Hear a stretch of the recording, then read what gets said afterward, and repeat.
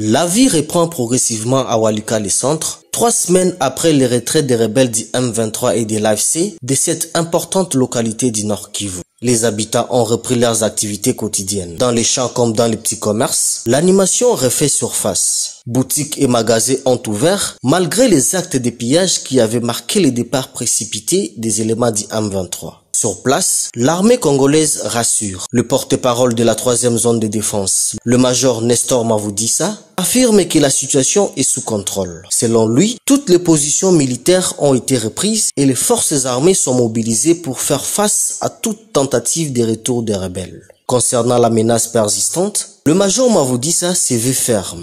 Nous avons fait autant de jours en train de circuler en forêt, visiter les positions. Nous avons vu l'organisation de l'armée. Il y a un message à l'ennemi, à l'agresseur, c'est celui de retourner chez eux.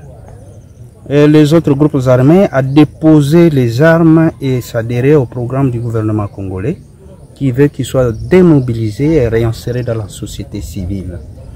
Et à la population congolaise de faire confiance à son unique armée qui est les forces armées de la République démocratique du Congo, de collaborer étroitement avec les forces de défense et de sécurité de la République pour la paix et pour leur bien-être.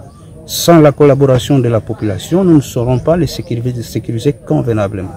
Et sur les réseaux sociaux, c'est la raison d'être de notre présence ici pour élucider les opinions, pour éclairer les opinions l'opinion tant nationale qu'internationale, pour qu'on sache que les forces armées de la République démocratique du Congo sont à pied d'œuvre. Ils travaillent et ils défendent l'intégrité du territoire national de manière qu'aucun centimètre de la République démocratique du Congo ne soit laissé à l'agresseur.